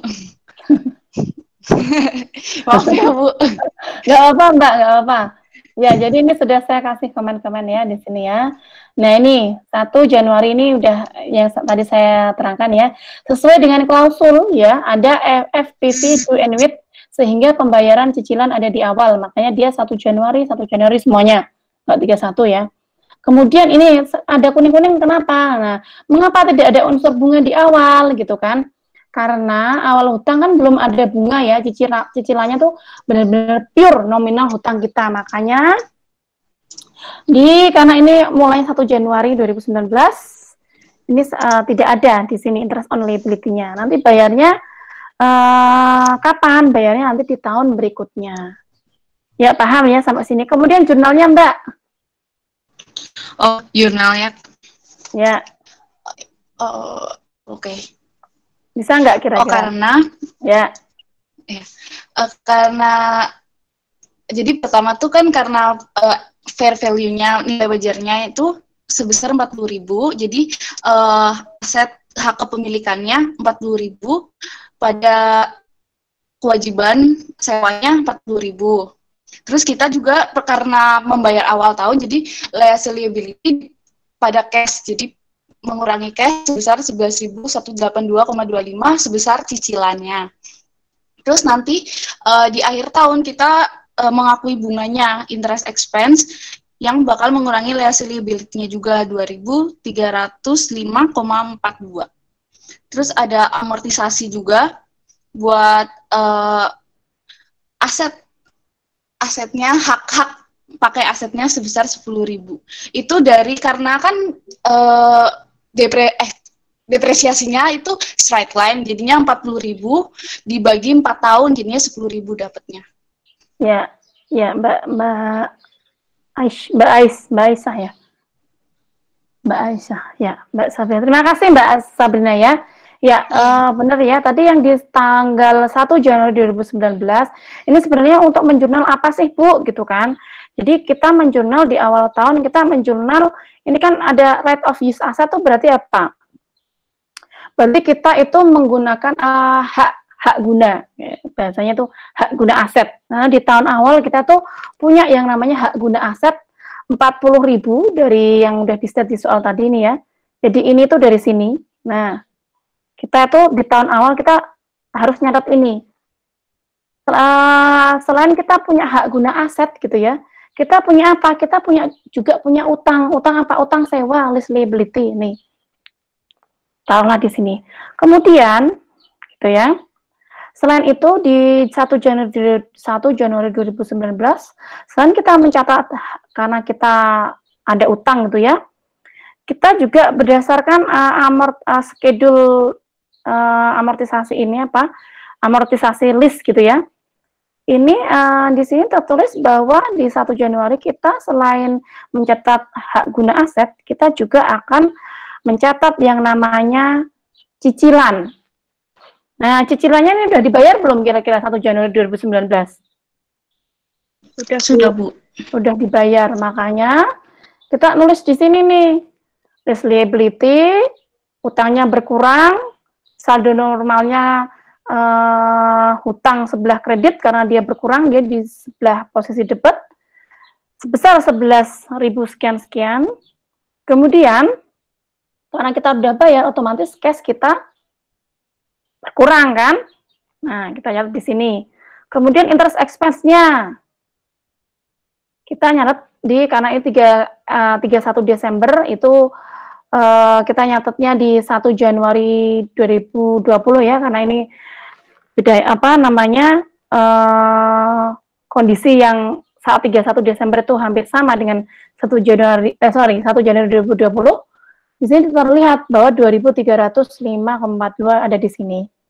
Kemudian selain itu di akhir tahun gitu ya, kita juga selain mencatat interest expense, kita juga mencatat namanya ini depresiasi ya, bukan amortisasi, depresiasi expense. 10.000 dari mana? Dari harga sewa atau nilai barangnya tadi, nilai asetnya tadi 40.000 dibagi dengan umur ekonomis 4 tahun karena dia menggunakan metode straight line. Nah, kira-kira atas jurnal di samping, bagaimana efeknya bagi laporan keuangan? Ada yang bisa? Sekali lagi.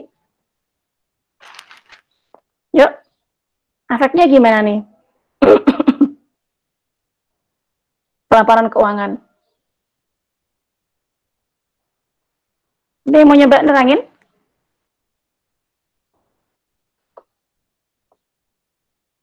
Tes? Dengar suara saya? Dengar?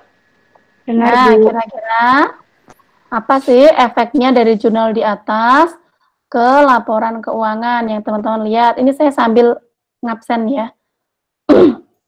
Izin mau jawab, Bu. Ya, ini suaranya saya dengar nih, Mas. Siapa ya? Bentar-bentar. Mas Farhan ya? Iya, Bu. Ya. Silakan Mas Farhan. Halo, Tes. Ya, tes. Oke. Jadi ini efek laporan keuangannya di tahun pertama. Kalau di SOFP sendiri kita lihat ya bahwa untuk non-current asetnya, karena ini kan non-current aset karena ini jangka panjang ya. Nanti ada hak kepemilikan aset kita itu 30.000. Tadi awalnya 40.000 karena tadi udah didepresiasi sebesar 10.000, maka 40.000 dikurang 10.000, sisa hak untuk kita menggunakan aset tersebut 30.000. Nah, dari sisi liability-nya kita lihat lease liability kita bertambah sebesar 11.182,25. Lalu untuk non-current liability-nya ini yang jangka panjangnya, ini ada 19.940,92. Sehingga asetnya itu ada 30.000, dari sisi liability-nya ada 31.123,17. Nah, kalau kita lihat dari income statement, tadi ada dua ya, ada interest expense dan ada depreciation expense. Dan untuk interest expense-nya itu tadi di akhir tahun dicatat ada 2.305,42, tadi sebesar 8% ya kalau nggak salah, 8% dikalikan dengan carrying amount-nya. Lalu ya depreciation expense-nya 10.000. Dari 40.000 dibagi masa ekonomisnya tuh 4 tahun. 40.000 bagi 4 tahun, 10.000. Kayak gitu, Bu. Ya. Yang mau saya tanyakan, Mas, ini kenapa list liability-nya tuh ada dua, Mas? Karena liability sama itu maksudnya apa, Mas? Oh, jadi gimana ya? Karena ini liability-nya itu kan ada yang kita akui saat ini current liability di tahun depan gitu kan. Ada yang jangka panjang, ada yang 2 tahun lagi. Jadi kalau dilihat dari schedule amortisasi ini loh, Mas, bisa lihat nggak? Bisa kamu simpulkan nggak?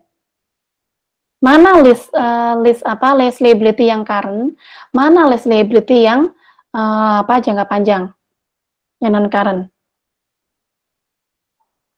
Kalau list liability yang current itu berarti yang ini Bu, yang 1 Januari 2020. Current liability kan berarti ini kan nantinya akan dibayar di tahun depan kan, Bu? Ya, berarti itu yang saya tanyakan itu ini masuk di current karena ini sifatnya kurang dari 1 tahun karena bentar lagi udah mau dibayar nih, udah dibayar gitu ya. Iya, benar nggak? Nah, ini list ini makanya dia jadi current, nanti teman-teman jangan sampai salah. Nah, kemudian yang non current, Mas. Non current itu maksudnya apa? Non current itu berarti yang sisanya itu Bu, yang 19.090,92. Nah, non current adalah itu kan di sini sisanya. Nah, sisa utang kita yang jatuh temponya di atas 1 tahun. Nah, ini kan ini 19, ya kan? Mas, iya, Bu. Siapa ini Mas Farhan? Ini kan berarti ini 19, ini berarti sisa utangnya itu kira-kira ini lunas dalam 1 tahun enggak? Oh, enggak, Bu. Lebih dari 1 tahun. Nah, lebih dari 1 tahun. Tahun pertama, taruhlah ini tahun pertama, ini tahun kedua. Berarti makanya kenapa yang list liability ini adalah sisa hutang. Makanya sisa hutang dia masuknya di non-current liabilities. Udah paham ya, Mas ya? Iya, Bu. Alhamdulillah. Ya. Alhamdulillah ya. Nah, ini sudah saya kasih komen juga ya, bahwa yang list liability, current liabilities ini adalah mencatat atau mengakui hutang yang jatuh temponya kurang dari 1 tahun. Berarti kita catat hutang cicilan di tahun 2020. Ya, karena list liability-nya udah bentar lagi nih mau dibayar jadi cash. Nah, setelah itu list Mas Farhan lagi ya. Bu. Ini di tahun kedua, Mas. Tahun kedua ini apa yang beda dari tahun pertama, Mas? Di tahun kedua. Yang pertama tentunya dari sisi hak asetnya, Bu, kan berkurang. Nah, ya, hak asetnya udah nggak dicatat lagi ya, udah apa namanya ROU-nya ya udah nggak ada. Ada, kemudian ada tapi terdepresiasi 10.000, ya, jadi ya, sisa 20.000. Ya, maksudnya ya benar. Dia terdepresiasi sehingga efek di laporan keuangannya ROU-nya ini gitu ya akan berkurang. Jadi 40.000 tadi dikurangi depresiasi 2 tahun jadi 20.000. Oke, paham ya sampai sini semuanya paham ya. PT list tahun ketiga ini juga sama. Kemudian yang tahun keempat tahun keempat, Mas.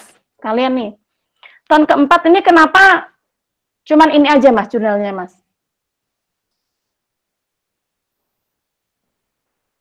Kenapa cuma less liability pada cash? Iya, kenapa, Mas?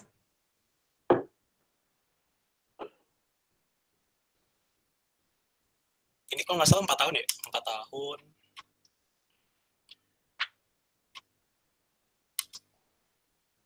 Karena dia harus bayar utang ya, Bu. Apa yang beda? Yang pertama, kalau nggak salah, karena ini udah tahun keempat, berarti kan right of use asetnya kan udah habis ya? Karena? Udah habis karena? Udah habis karena terdepresiasi, Bu. Ya, karena tadi kan masa manfaatnya kan 4 tahun. Kemudian masa sewanya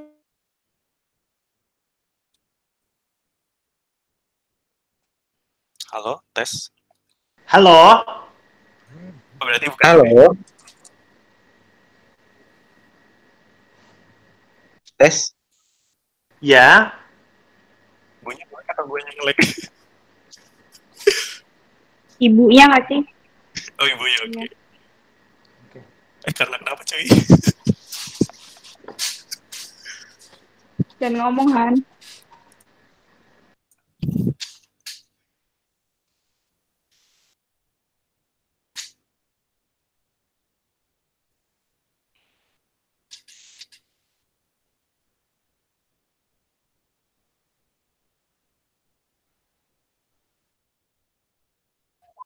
Kompas TV.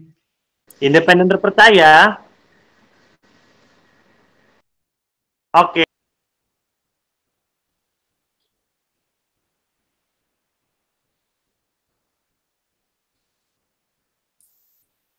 Oke, udah ya? Iya, Bu. Nah, iya dah. Udah ya. Nah, ini tidak dia nggak ada amortisasi expense sama bla bla bla itu ya, pembayaran dan lainnya. Karena sudah habis, selain sudah habis dia juga masa manfaat atau tadi ya udah nggak ada depresiasinya, nggak ada karena barangnya udah nol nih, nilainya udah nol, masa manfaatnya udah habis kok gitu ya. Oke, sekarang itu sudah oke ya, sudah paham ya. Kita ke ini yang with residual value. With residual value ini hampir sama sih sebenarnya.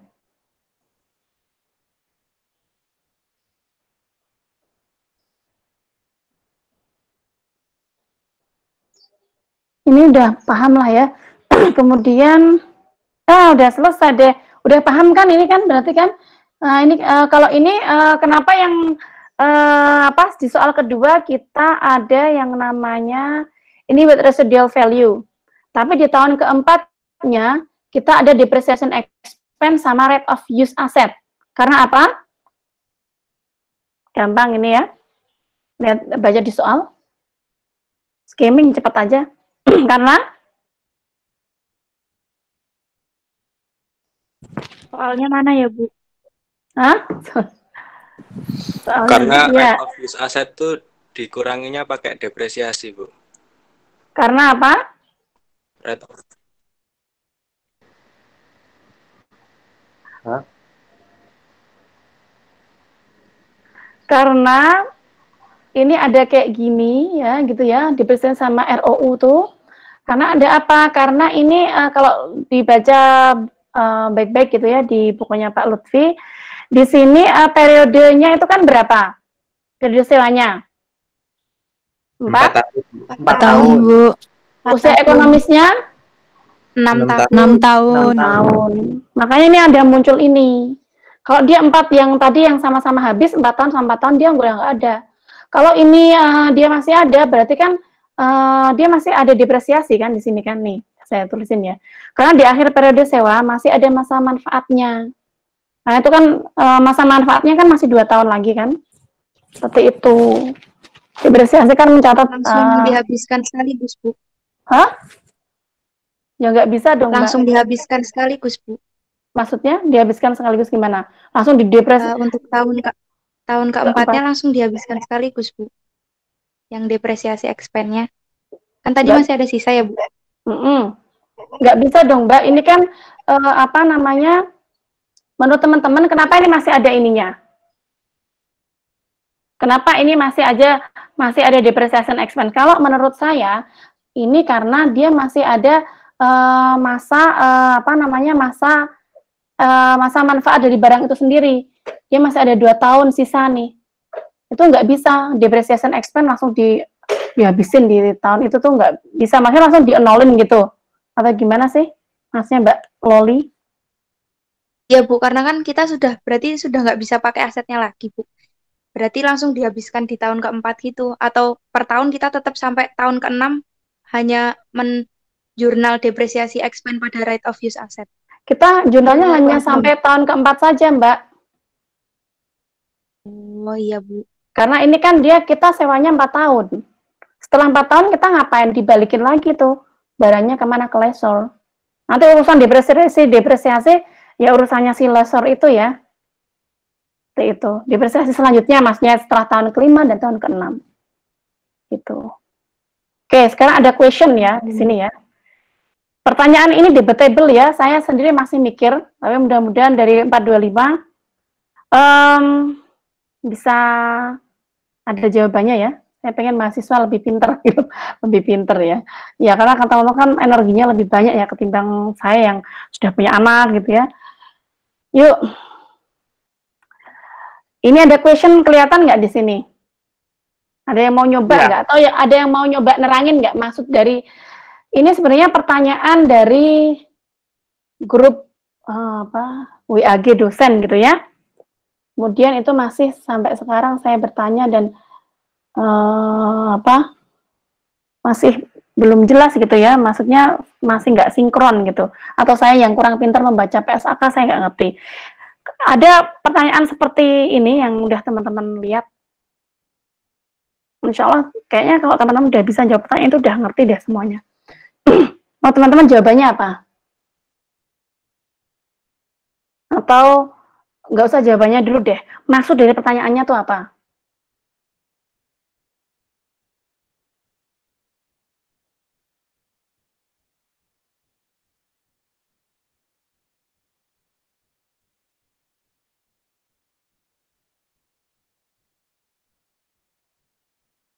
Paham nggak? Ini sudah mengcombine dari semua soal ya, ada di situ ya. Paham nggak maksudnya? Halo? Paham, Bu. Paham? Nah, gimana Mbak Tasya? Bisa kamu bahasakan sendiri nggak? Itu soal maksudnya seperti apa? Jadi di soal kan misal leasing dengan guaranteed berarti ada residual value yang dijamin atau nilai sisa yang dijamin sama si lessornya itu kan sebesar 5.000. Ya. Dan berjalannya lesi mengantisipasi nanti akan bayar 2.000. Berarti ada perkiraan bahwa ternyata dari yang dijamin 5.000 tadi itu yang akan tinggal cuma 3.000 gitu nilai sisanya. Berarti si lesi harus bayar 2.000 kan kurang gitu. Tapi ternyata pas di akhir masa sewanya nilai asetnya residual value-nya tinggal malah ada 8.000 gitu. Berarti kan ada nilai sisa itu lebih besar daripada yang udah dijamin di awal gitu 5.000. Berarti si lesi ini kayak masih ada uang dia sama si lessor dari si right of asset tadi sebesar 3.000 gitu. Sebesar 3.000 nggak sih, Bu? Ini kan 8.000, 5.000. Bingung nggak baca soalnya?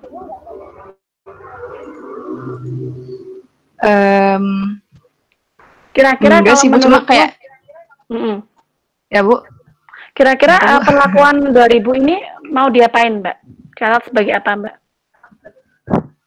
Kan kalau misalnya tadi kurang kayak yang nanti akan bayar 2000 kan berarti itu ada nanti kita ngejurnal loss ya. Berarti kalau misalnya lebih ada antara ada dana yang dikembalikan sama si lesor sebesar 3000 atau mungkin diabaikan karena udah kayak ya udah gitu. Mungkin itu pula resiko ketika kita menyewa sesuatu. Itu enggak, Bu? Ya, catatnya sebagai apa? Loss. Sebagai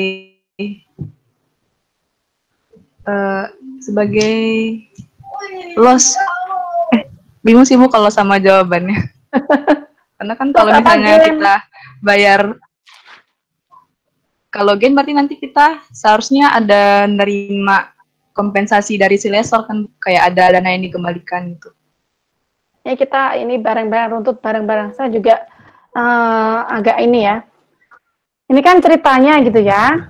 Ceritanya misal kita tuh sewa aset jadi lesor. Dia ada ketentuan, di situ tuh ada bahwa ada guaranteed LV. Maksudnya apa? Maksudnya adalah nilai sisa aset di akhir masa sewa itu nilainya harus yang tadi sudah saya terangkan ya, harus sebesar gitu ya, harus sebesar 5.000. Nah, setelah berjalannya kontrak gitu ya, selisih ini mengasumsikan karena RV itu kan ada yang bilang bahwa RV ini adalah asumsi gitu ya. Karena pemakaiannya yang sembarangan gitu ya. Dia berpikir gitu ya, bahwa nih kayaknya pas akhir sewa nih ya, nilainya turun nih karena apa? Aset yang saya sewa tuh rusak. Sehingga dia apa? Sehingga dia mencadangkan atau mengantisipasi dengan membayar 2.000 atas RV-nya tersebut. Nah, ternyata gitu ya, di akhir masa lease gitu ya, nilai dari RV-nya itu tidak turun tapi malah naik. Nilai sisanya itu malah naik karena ternyata barang karena dia mengeman-eman gitu ya, bahasa Jawanya eman-eman nih, barangnya udah saya sewa, maka saya rawat dengan baik gitu ya. Ternyata nilai residunya itu naik sebesar 8.000. Nah, apa nih yang akan list lakukan terhadap 2.000 ini yang sudah terlanjur awalnya dia dicatat sebagai list liability. Ini kalau menurut ini diskusi aja ya, 425 tuh gimana? Enaknya dicatat sebagai apa nih? Menurut saya kalau untuk si lesi kayaknya no entry, Bu. Cuman kalau untuk lesor mungkin akan direklasifikasi kembali gitu. Jadi di jurnalnya si lesor kayak ada penambahan nilai gitu waktu barangnya dikembalikan ke lesornya. Kenapa jurnalnya 0, Mbak? Kan dia sudah mencadangkan nih. Udah ada uangnya dicadangkan nih. Jadi liability, ya kan? Ternyata pas terakhir itu tidak terjadi gitu ya. Atas asumsinya yang wah kayaknya rusak nih. Jadi saya harus menanggung RV 2.000. Ada ternyata pas akhir itu RV-nya nggak turun, tapi malah dia naik, gitu kan? Kira-kira dicatatnya gimana? Ayo, siapa? Mas Jose. Oh, Mbak Adinda. Bentar, Mas Jose. Mbak Adinda tuh mau nyoba menjawab.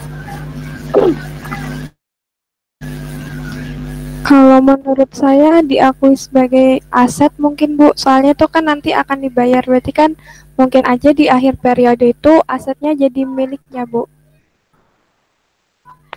Aset? Kalau aset sebenarnya kok kurang ini ya, kurang tepat ya, Mbak ya. Ya, makasih tapi Mbak dan Dinda ya udah mencoba untuk berkontribusi di tengah kebingungan saya ini sebenarnya terkait dengan masalah leasing ini. Ada yang mencoba untuk berpendapat yang lainnya?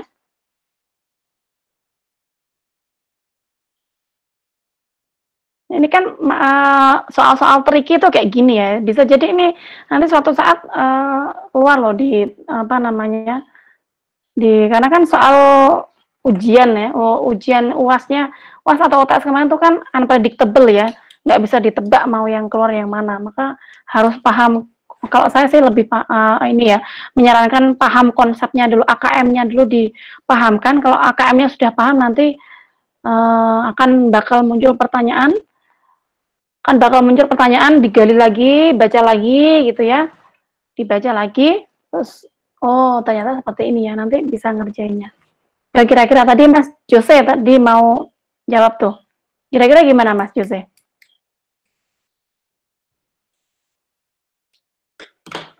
Halo? Aku jadi bingung.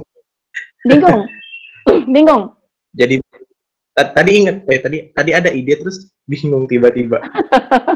Berarti sama ya, kayak saya juga bingung. Nah, ternyata dari diskusi yang sudah ada di dosen gitu ya, ini dan sebenarnya saya sih kurang paham ya, ini saya masih jadi kalau dosen tuh ada diskusi juga, karena PSAK itu luar biasa sekali, banyak sekali ya, harus dikombin satu dengan yang lainnya.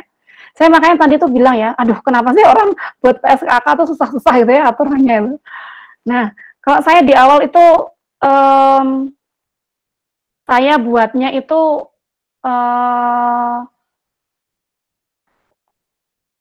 karena nilai residu itu setiap periode kan dia harus direview, bener nggak? Iya Bu.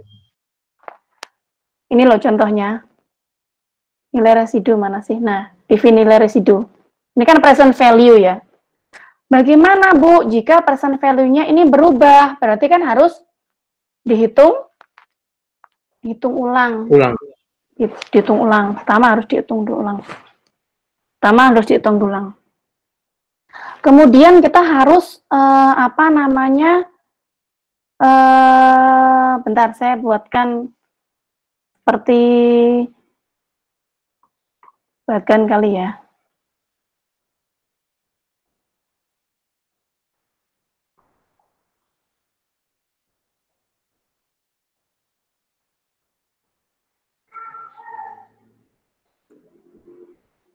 Nah, kelihatan ya. Ini yang tadi coba saya ini, cuman saya masih diskusi lagi nih. Ini kira-kira bener nggak? Siapa tahu nanti soal-soal seperti ini bakalan ini gitu ya. Ini kan kita ada periode 1, 2, 3 gitu ya. Periode pertama ini nilai wajar asetnya. Kalau nilai wajar aset otomatis sama ya. Dari awal tahun pertama sampai dengan akhir masa sewa itu sama gitu ya. Kemudian tadi yang berubah apa? Yang berubah adalah nilai residu, PV nilai residu. PV nilai residu ini kan awalnya 5.000. Kemudian di tahun kedua lah dia berubah. Dia menjadi 3.000. Kan? Kemudian tadi yang saya tanyakan, nah 2.000 ini mau diapain gitu ya? 2.000 ini mau diapain? Kalau RUU kan semuanya sama ya, RUU itu sama, bakal sama. Nah ini akan ditulis di dicadangkan, entah nanti bentuknya liability atau apa itu ya, setelah 2.000. Kemudian saya atas skema yang saya buat ini, kemudian saya mencoba untuk, oke, bentar ya, ditutup dulu, ya, oke. Nah, atas skema ini saya membuat jurnalnya adalah loss on bla bla bla bla gitu ya. Saya masih bingung ini. Kemudian nanti pada cash atau list liability.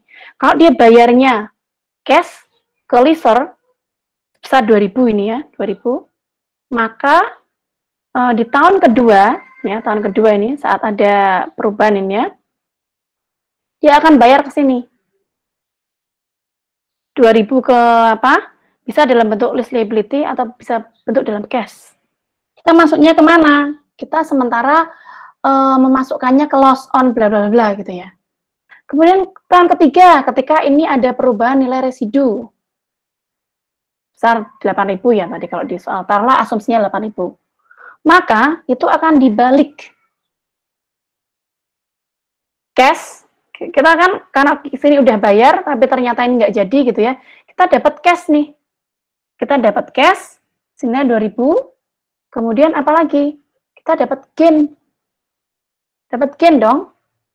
Kenapa dapat gain? Iya dong, karena kan kita untung. Awalnya kita asumsinya kita rugi, tapi ternyata uangnya dibalikin karena apa, nilai RV-nya kita naik sebesar 8.000. Nah, itu kalau menurut pendapat saya.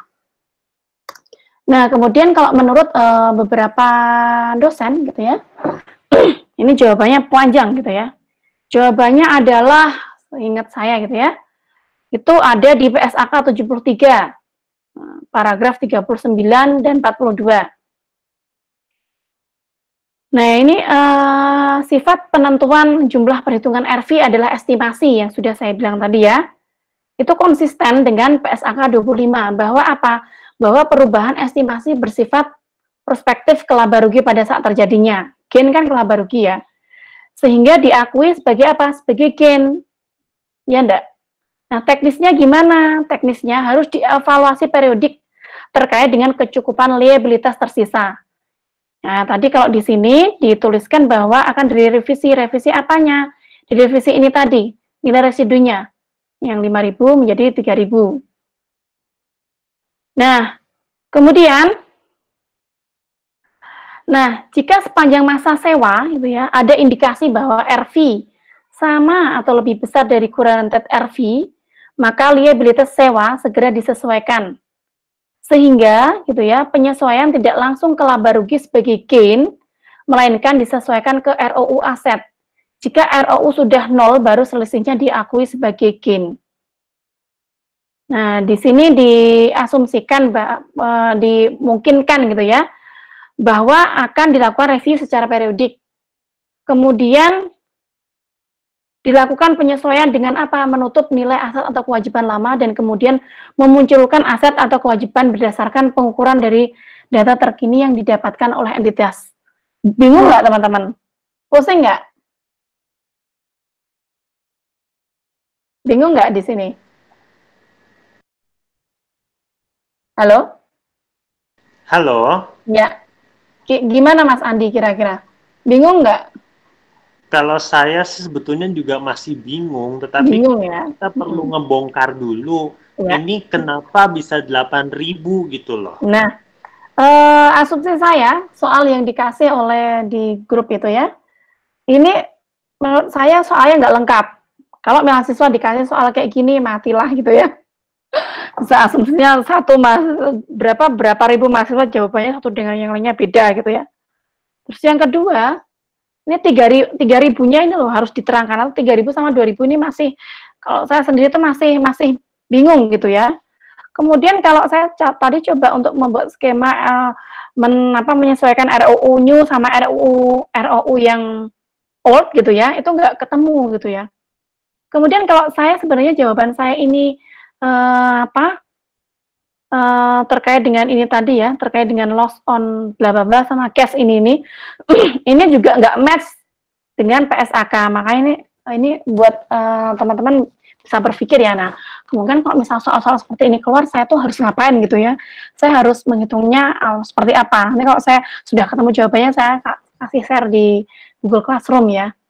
Kemudian bisa.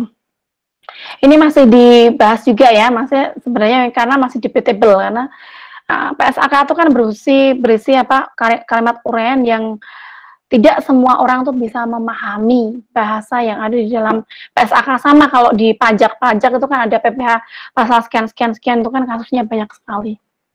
Ya, sekian dari saya ya. Semakin teman-teman bingung semakin bagus, karena apa? Semakin ada pertanyaan berarti teman-teman itu semakin tertarik untuk membaca. Harusnya sih seperti itu, bener nggak?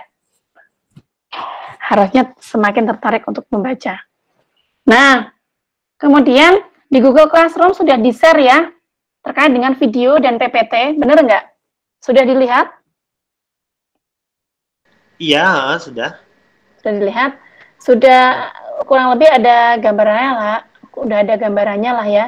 Kemudian yang kedua itu ada tugas kan banyak banget ya di situ ya Mas Andi ya, sama teman-teman yang lain juga. Itu minggu ini rehat dulu ya, karena teman-teman kemarin kan sudah ada itu ya. Senang kan? Senang nggak kalau ada tugas? Apa mau ada tugas terus? Seneng banget Bu kalau nggak ada tugas. Rehat Bu, rehat Bu. Karena tuh saya tuh ini ya lucu ya, semester kemarin tuh ada yang nulis di ini saya, Bu, tugasnya kurang banyak. Wah, luar biasa ini ada 2 mahasiswa yang semester kemarin saya ngajar AKM juga ya. Oh, Bu, ini tugasnya kurang banyak. Oh, luar biasa sekali ya. 425 gimana? Tugasnya kira-kira mau nambah lagi enggak? Kalau mau nambah lagi itu tinggal tak assignment. Saya kasih di assignment itu.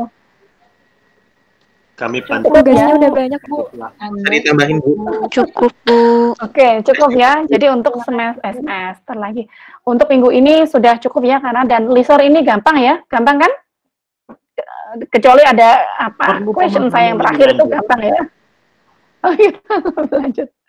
Oke, berarti ini Rawan bentar lagi kan mesti harus sholat dan ngapain minum atau apa ya. Saya sudahi dulu ya pertemuan kali ini. Mudah-mudahan pertemuan kali ini bermanfaat bagi teman-teman semua. Kemudian saya minta maaf kalau misal ada salah-salah kata atau misal ada salah nih Ibu Mila tuh salah nih neranginya. Nah, nanti dibaca kembali, didiskusikan kembali ke teman-teman semuanya ke kelas.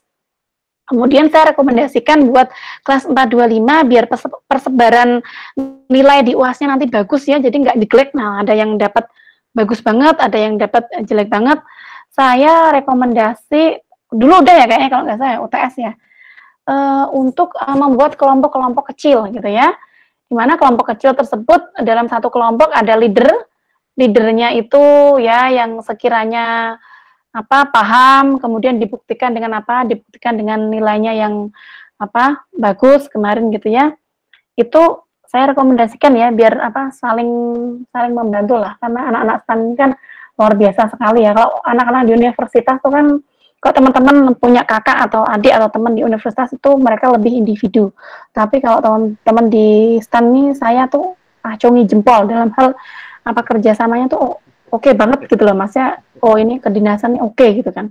Dan itu luar biasa kalau teman-teman nanti bakalan kerasa kalau nanti udah sekolah di luar negeri. Kalau sekolah di luar negeri ada suatu saat anak dari kampus paling bagus gitu ya di Indonesia itu ya, dia tidak lolos gitu ya. Dia tidak lolos tesisnya gitu ya, karena dia sangat individu sekali. Sama-sama orang Indonesia padahal ya. Tapi anak-anak STAN ini ya, dia meskipun secara mungkin secara akademik saya IQ lebih pinter yang sana gitu, tapi karena kerjasamanya oke, saling empatinya oke terhadap teman-temannya, satu angkatan anak-anak STAN itu dia bisa lolos skripsi bisa oke, dan kemudian ada yang menjadi the best juga di salah satu universitas ternama di Eropa, khususnya di Belanda. Itu saya acungi jempol ya, karena teman-teman itu itu sih ini harus harus ditumbuhkan rasa-rasa seperti ini ya. Oke ya, sekian dari saya, mudah-mudahan bermanfaat bagi semuanya. Wassalamualaikum warahmatullahi wabarakatuh. Terima kasih Bu. Waalaikumsalam warahmatullahi wabarakatuh. Terima kasih Bu. Terima kasih Bu.